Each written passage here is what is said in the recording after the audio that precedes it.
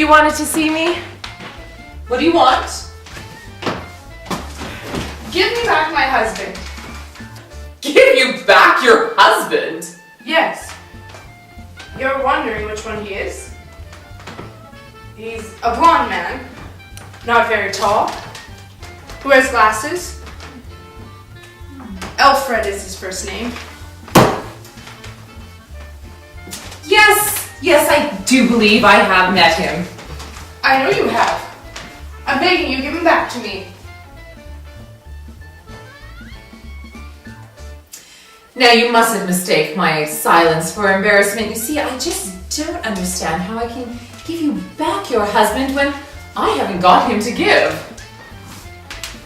You just admitted that you knew him. He did up my contract last time. It seems to me that I have seen him backstage once or twice since then. Yes, a nice-spoken, fair-haired man. Did you say he wore glasses? He probably took them off. He wants to look his best to you. He's in love with you. He never takes them off when I'm around. I'm begging you, give him back to me. Now, if you weren't such a very foolish young woman, I would be very upset with you. However did you think that I took your husband? He sends you flowers all the time. That's not true. It is. It is not. Did he tell you that? No. I found out at the florist. The flowers are sent to your dressing room twice a week and charged to him. Well, that is a lie. You're saying that I'm lying. No, I'm just merely saying that someone is lying to you. Well, what about this letter? Oh, letter? Yes, he wrote it to you. Oh, well, if he wrote it to me, then. No, I'll read it to you. My darling, can't call you at the theater tonight. 10,000 kisses, Alfred. He meant to send it to you by mail, but he forgot it and I opened it. Oh, you mustn't cry. I shouldn't cry.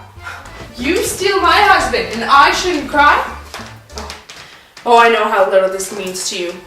And how easy it is for you. I mean, one night you dress like a royal princess. The next night you undress like a Greek goddess. You redden your lips and wax your lashes and paint your face. It's no wonder a poor simple-minded lawyer falls in love with you. The chance I have against you in my cheap dress and my own lips and eyebrows and my own unstudied ways. But I admit that when it comes to alluring men, I am no match for you. This is a very interesting case. What is? Yours. Mine. What do you mean? I mean, I've never received a flower or a letter or anything from your husband. And tell me, haven't you and he been getting on rather badly of late? Why, yes. And you used to be very affectionate with one another? Yes. And lately you've been rather cold? Yes.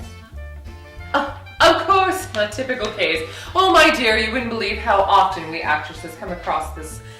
Well, yes, I believe that your husband has been playing a little comedy on you to regain your interest in him. Do you really think that? Do you mean to say something like this has happened to you before? It is the oldest expedient in the book, and we actresses are such conspicuous targets for it. There is scarcely a man that is involved in the theater that doesn't use us in that way at one point in time or another. Authors, composers, set designers, lawyers, orchestra leaders. To regain a wife or sweetheart's affection, all they have to do is invent a little love affair with one of us. Oh, the wife is always so ready to believe it. Usually we don't know a thing about it, but when it is brought to our attention, we don't mind so much. It's nice to know that we're the means of making a marriage happy that once could have possibly ended in divorce.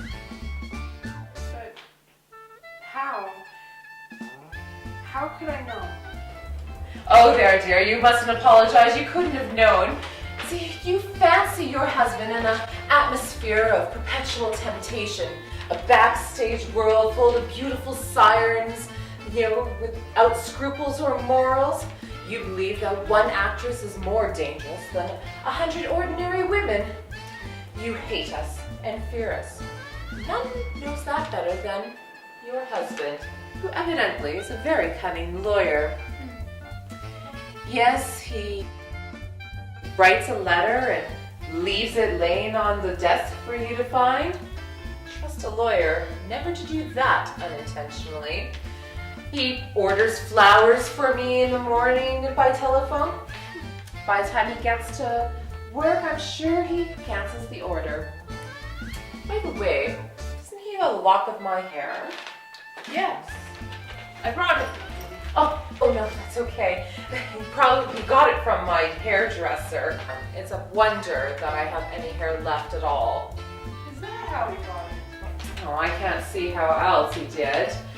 Oh, by the way, has he left any of my love letters hanging around? No. Don't worry, I haven't written him any. Then what made you? Well, I might have if he came to me frankly and said, "I say, Sarah, dear, my wife and I aren't getting along so well. Would you write me a passionate love letter so I can leave it lying around the house so she may find it?" Well, I certainly would have if he had only asked. I would have written a letter that would have made you weep. I wrote 10 of them for an eminent playwright once, but his wife is such a proper thing, she returned all of them to him unopened. How clever. Oh, well, I'm neither worse or better than any other girl in the theater, though you do consider us such monsters. I'm sorry. I made a perfect fool.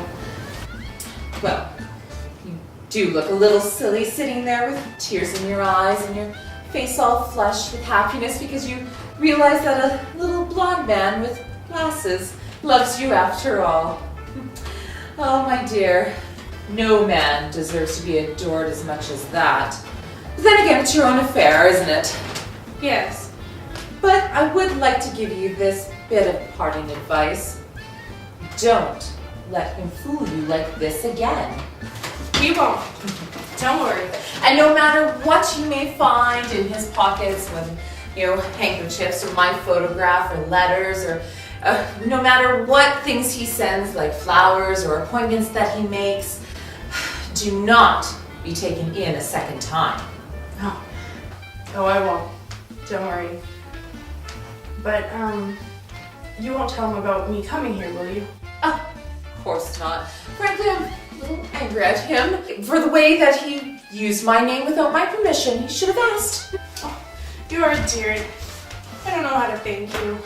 Now, there. You mustn't start crying again. Thank you. You've made me so happy. Yes. You're welcome.